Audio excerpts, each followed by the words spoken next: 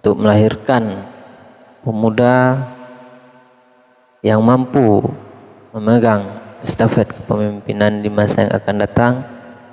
Maka yang pohon nilai kita sebagai orang si harus kita mulai dari Pak pilih jodoh. Betul. Nah, Pak pilih so pendamping hidup kita ya, henan salah satu langkah awal yang akan menentukan bagaimana generasi kita nantinya akan dilahirkan.